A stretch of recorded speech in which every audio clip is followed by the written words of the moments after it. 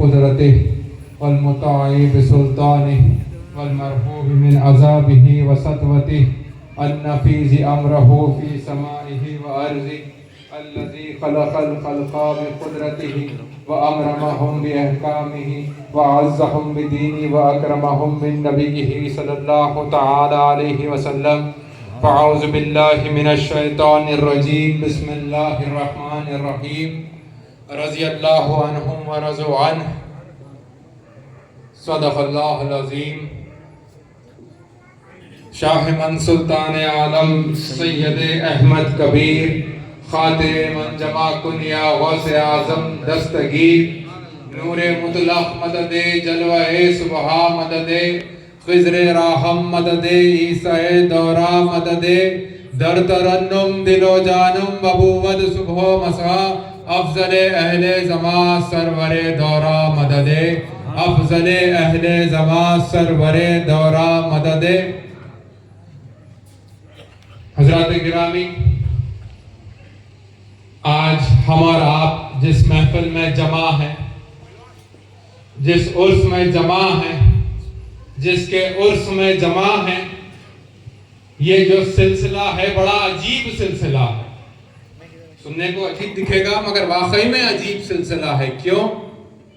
یہ رفاعی سلسلہ عجیب ہے، خدا کے بالکل قریب ہے. یہ رفاعی سلسلہ عجیب ہے، خدا کے بالکل قریب ہے. میں مرید ہوں ایک رفاعی کا، کیا سبحانہ میرا نصیب ہے. سبحان اللہ، سبحان اللہ. حضرات گرامی، ہمارا آپ آج جس عرس شریف کو منانے کی خاطر آج یہاں پر جمع ہوئے ہیں، یاد رکھ لیں اگر میں اس سے پہلے کی کسی محفل میں یہ بات کہا ہوں کہ وہی آتے ہیں جنہیں سرکار بلاتے ہیں، مگر آج کی جو محفل رہتی ہے، آج کی جو محفل ہے، آج کا جو عرس ہے، یہ جو منانا ہے، اس میں رضامندی صرف سرکار شاہ افضل بیابانی علیہ رحمہ کی ہی نہیں، سرکار امام احمد کبیر رفاعی کی ہی نہیں. اب دیکھیں، آپ کو بتاتا ہوا چلوں کہ کس کی رضامندی سے، کس کے بلانے سے، کس کی مرضی سے، کس کے کرم سے، کس کی نظر سے، کس کے رحم سے آج ہم اس محفل میں آتے ہیں. ایک مرتبہ کا واقعہ ہے کہ بصرہ میں رہنے والے ہیں، بڑی ہی بزرگ شخصیت تھے. آپ خواب میں دیکھتے ہیں، آپ امام احمد کبیر رفاعی سرکار کے گھر کے آس پاس ہی رہتے تھے، تو وہاں پر آپ کو رہنے کے بعد پتا چلتا ہے کہ سرکار رفاعی کی شان کیا ہے. سرکار رفاعی کی شان کیا ہے آپ جاننے لگتے ہیں. جس دن آپ کو کچھ خبر ملتی ہے کہ سرکار رفاعی کو کیا شان حاصل ہے، تو آپ کیا کرتے ہیں؟ آپ سوچتے سوچتے کچھ سو جاتے ہیں. جب آپ کو نیند لگتی ہے تو آپ خواب دیکھتے ہیں. خواب میں آپ کیا دیکھتے ہیں کہ ایک بڑا سا قافلہ آ رہا ہے. وہ اس سفر پر ہے جو مدینہ شریف سے سرکار امام رفاعی یعنی بصرے ام عبیدہ تک پہنچتا ہے. وہ جو سفر کا راستہ تھا، اس سفر کے درمیان میں پہاڑ ہے.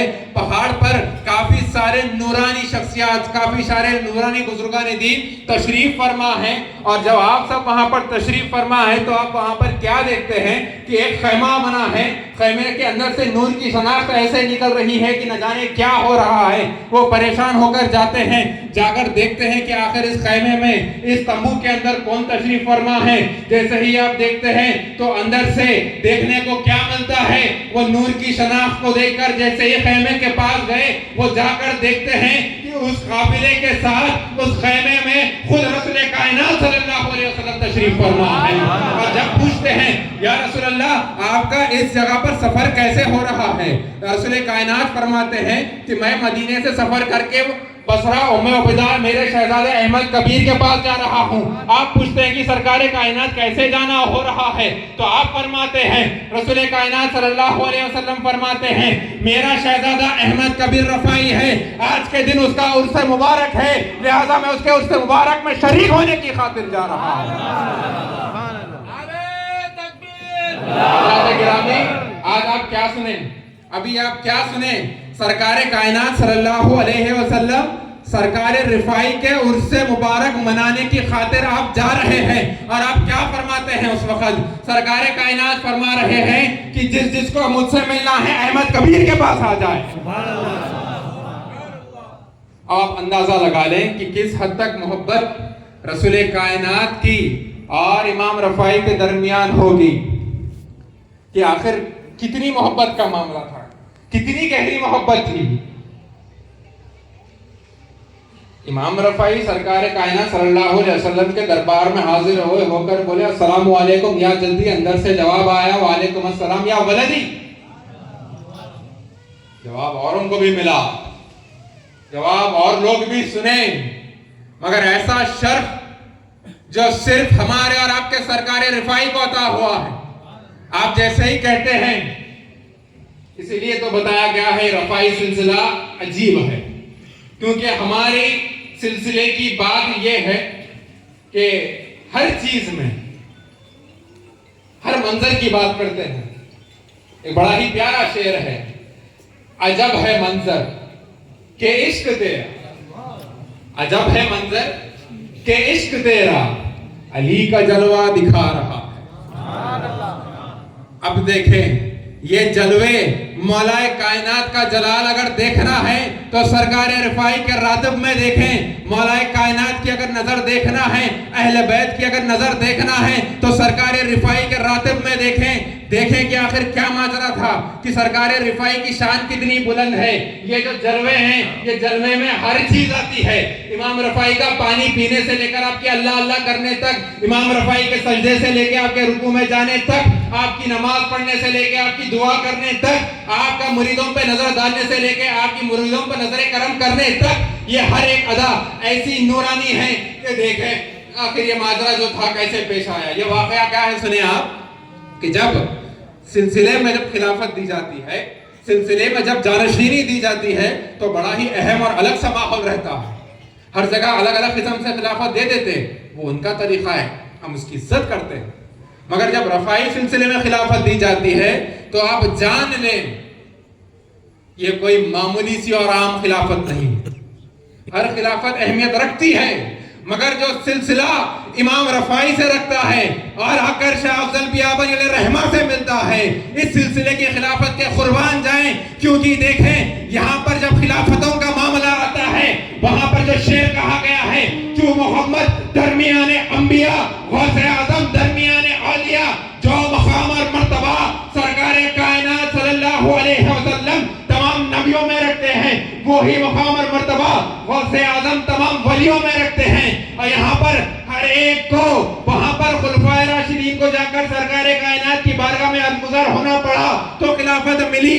یہاں پر سارے ولیوں کے جا کر غوث اعظم کے دربار میں سر کو جھکانا پڑا, چوکھٹ کو چومنا پڑا تو خلافت ملی. روحانی طور پر جانا پڑا, جسمانی طور پر جانا پڑا, ہر طریقے سے آزمائش لی گئی. مگر ایسے دو عاشق ہیں جس کی احمد کبیر رفاعی اور ایک شہزادہ احمد کبیر رفاعی افضل بیابانی کی, دیکھیں سرکار کائنات جس کے عرف میں آتے ہیں وہ ہے ہمارے اور آپ کے احمد کبیر رفاعی. سرکار کائنات جس کے عرف میں آتے ہیں وہ ہے سرکار احمد کبیر رفاعی. غوث اعظم آ کے جسے خلافت دیتے ہیں وہ ہے افضل بیابانی رفاعی. سبحان اللہ.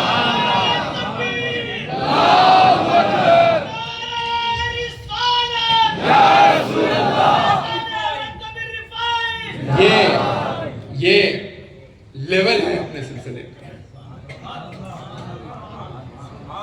تو آپ سب سمجھے اس بات کو, آپ سب سمجھے اس مقام کو کہ دیکھیں میں رفاعی سلسلے کے مریدوں کی شان اس سے پہلے بھی بیان کر چکا.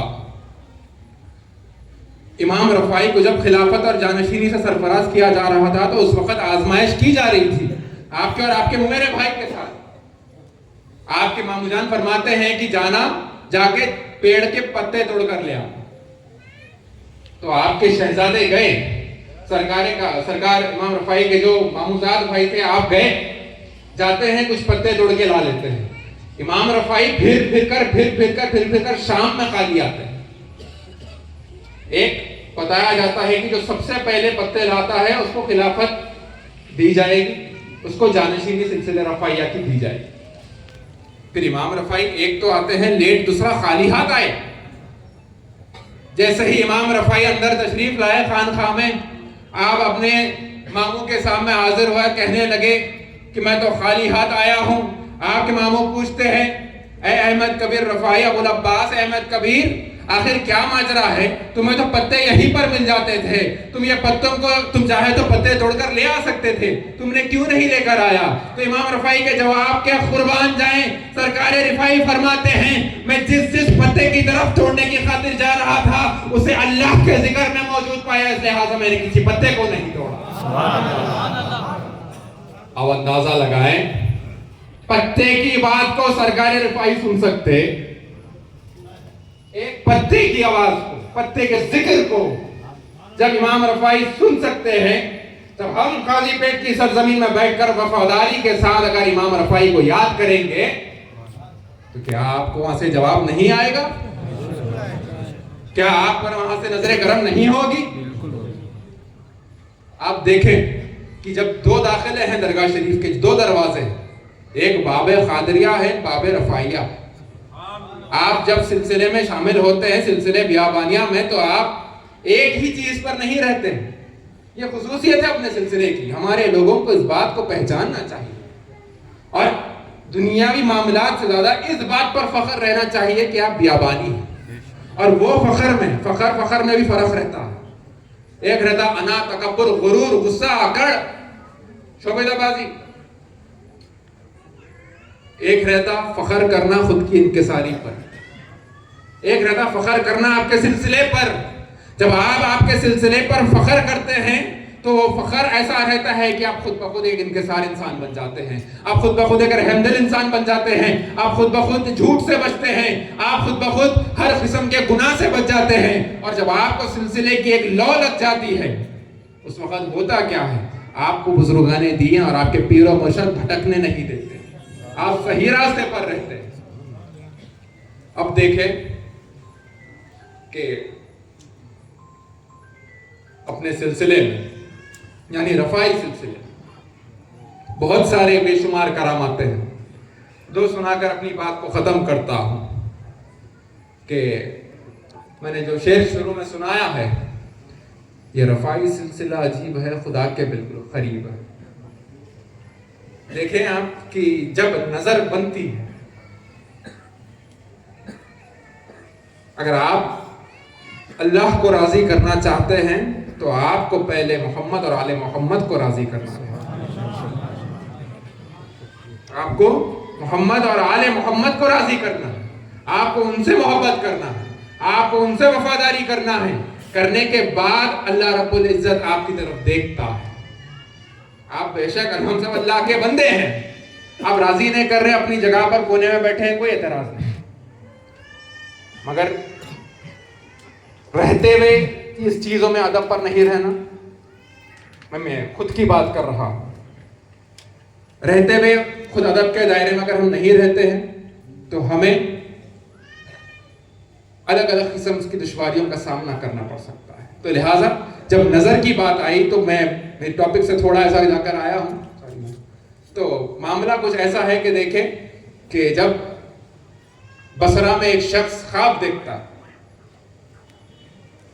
سوالات اٹھتے ہیں کہ کیسے صاحب مزار آپ کی بات کو سنتے ہیں، سوالات اٹھتے ہیں کہ کیسے امام رفاعی کی کرامت آج بھی چل رہی ہے، سوالات اٹھتے ہیں کہ یہ جو خواب اور بشارت کا معاملہ رہتا ہے وہ کہاں تک درست ہے۔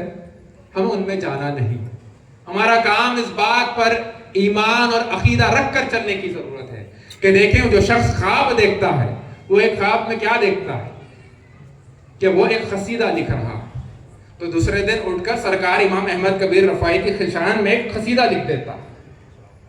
قصیدہ لکھنے کے بعد امام رفاعی کی بارگاہ میں حاضر ہوتا ہے، ہو کر کہتا ہے یا امام رفاعی سرکار میں نے ایک قصیدہ لکھا ہے، اگر آپ سن لیں گے تو خوشی ہو۔ امام رفاعی پوچھتے ہیں کہ تم نے کس کی شان میں لکھا؟ وہ فرماتے ہیں کہ میں نے آپ کی شان میں لکھا۔ آپ کہتے ہیں کہ نہیں میں نہیں سننا چاہتا، لہٰذا تم جاؤ۔ امام رفاعی ان کے قصیدے کو سنے بغیر بھیج دیتے ہیں۔ اب وہ ہلکے سے ملال ہو کر اپنے گھر کو پہنچتے ہیں، پہنچنے کے بعد رات کا وقت ہوا، کھانا وغیرہ کھائے، سوئے، تو انہیں یاد آتا ہے۔ امام رفاعی فرماتے ہیں کہ تم جب میرے واسطے قصیدہ لکھے، اس سے بہتر تو تم سیدہ بی بی فاطمہ کی شان میں لکھ دیتے، کہ تم سیدہ بی بی فاطمہ کی شان میں لکھ دیتے۔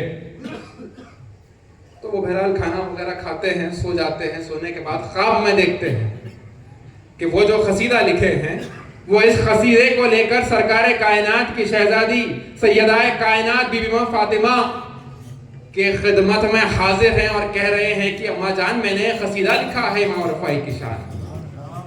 بی فاطمہ فرماتی ہیں کہ لہذا تم مجھے وہ قصیدہ سناؤ. جیسے ہی وہ قصیدہ سنانے لگتے ہیں بی بی فاطمہ اس قصیدے کو سنتے ہیں اور بہت خوش ہوتے ہیں اور یہ جب کہتے ہیں کہ اماں جان آپ کے شہزادے سیدنا امام احمد کبیر رفاعی اس قصیدے کو سن نہیں رہے ہیں لہذا میں کیا کروں. کہتے نا کہ میں نے تمہیں سننے کو کہا ہے. لہذا خواب مکمل ہوتا ہے. یہ دوسرے دن صبح اٹھتے ہیں، ان کے امام رفاعی کی بارگاہ میں جاتے ہیں. خواب دیکھنے والے کون ہیں؟ جو قصیدہ لکھا. دیکھو ایک واقعے میں سے 1000 میسجز نکلتے ہیں.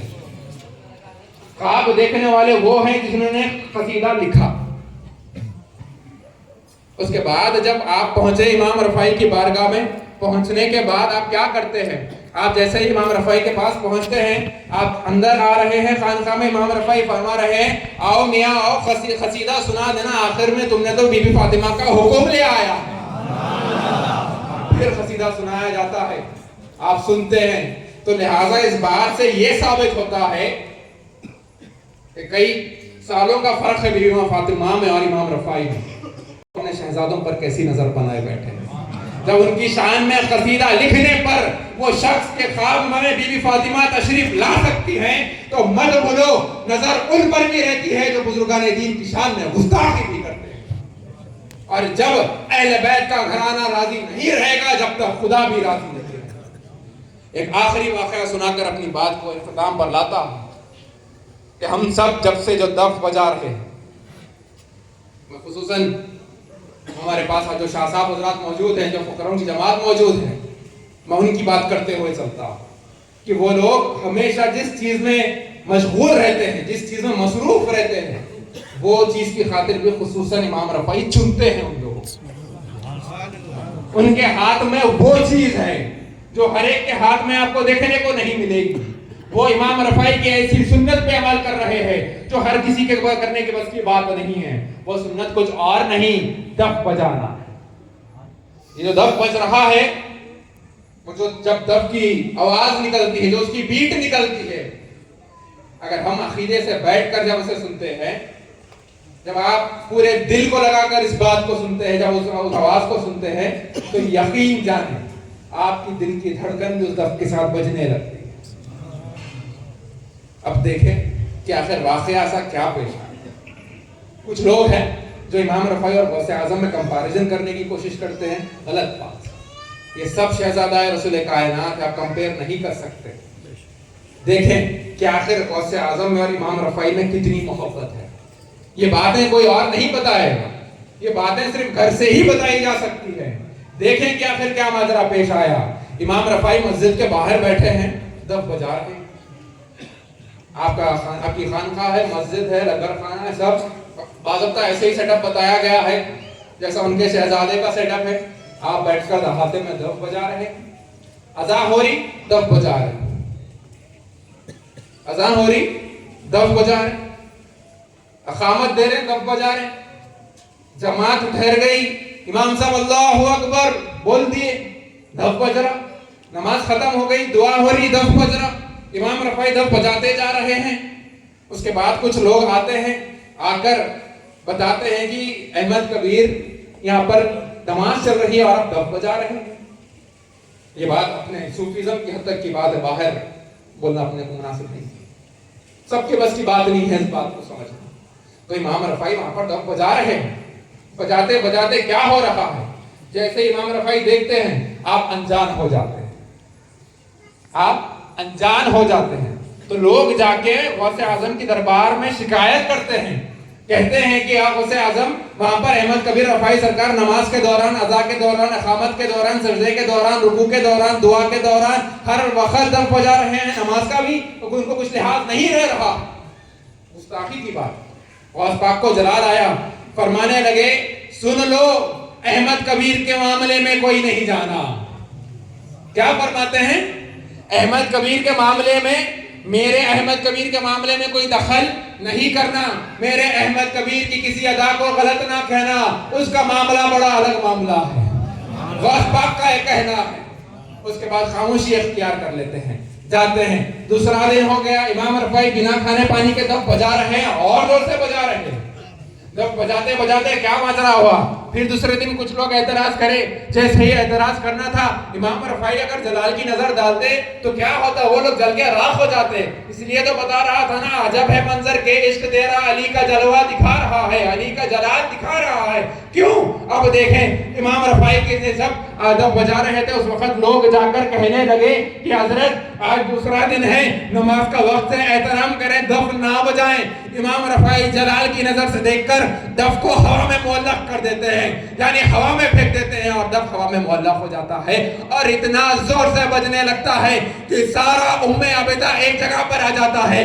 بتایا گیا ہے کہ آپ کے جلال کا عالم یہ تھا کہ جب امام رفاعی وہاں پر تشریف فرما ہے، آپ کی زبان سے اللہ کا ذکر جاری ہے، ہوا میں اوپر دف بج رہا ہے، لوگ سامنے آ رہے ہیں، آ کر واسطے دے رہے ہیں، اپنے بچوں کو سامنے رکھ رہے ہیں، کہہ رہے ہیں کہ ان کا واسطہ سرکار اپنے جلال کو کم کر دینا، اگر آپ ناراض ہو جائیں گے تو خدا بھی ناراض ہو جائے گا۔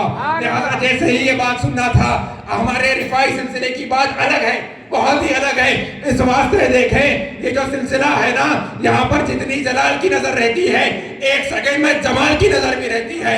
میں خود یہ بات کو 1000 مرتبہ دیکھ چکا ہوں، 100 بار میرے سے غلطی ہو چکی ہے، مگر میرے پیر و مرشد کی شان کی قربان جاؤ، میرے پیر و مرشد میرے کافی سارے گستاخیوں کو، کافی سارے غلطیوں کو ایسے درگزر کرتے ہیں، اور دل میں سے اس کا افسوس ایسے نکال دیتے ہیں کہ لہذا میں سب کچھ بھول جاتا ہوں۔ سبحان اللہ، سبحان اللہ۔ ویسے ہی امام رفاعی جب دف بجا رہے تھے اور آپ کو واسطے دیے جا رہے تھے، جب واسطہ غوث اعظم کا دیا گیا، سن لو وہ لوگ جو لوگ غوث اعظم کو اور احمد کبیر رفاعی کو کمپیئر کرتے ہیں، جواب دیتا ہوا اپنی بات کو ختم کر رہا ہوں۔ جیسے ہی امام رفاعی کا سننا تھا، آپ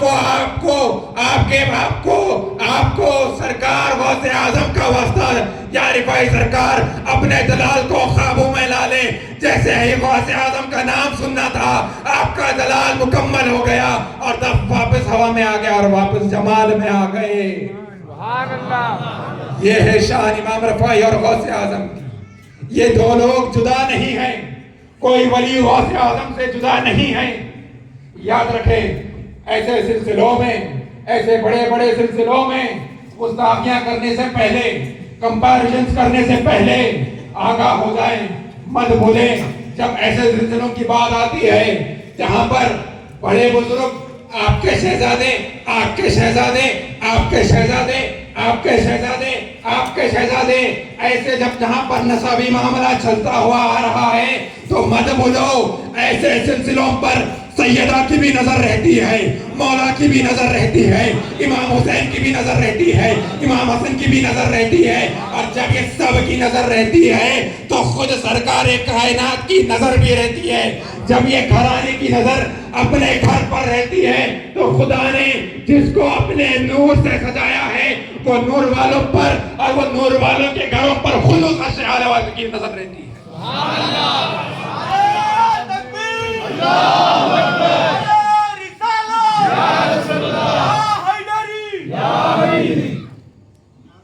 اپنی بات کو اختتام پر لاتا ہوں، آخری بات آپ کی خدمت میں رکھتے ہوئے، باحیثیت مرید، باحیثیت غلام، یہاں آپ سب سے مخاطب ہو رہا ہوں۔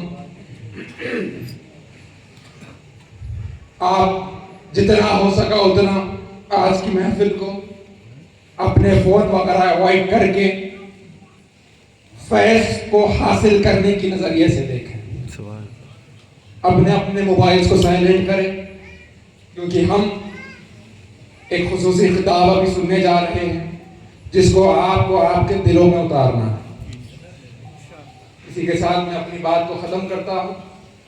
پاک پروردگار عالم کی بارگاہ میں شکر ادا کرتا ہوں کہ تو نے ہمیں امت محمدیہ اور شاہ افضل بیابان الرحمہ کے غلاموں میں شمار فرمایا۔ آمین۔ ایک مرتبہ بآواز بلند درود پاک کا نذرانہ پیش کریں. اللهم صل على سيدنا مولانا محمد وعلى آل سیدنا مولانا محمد مبارک وسلم.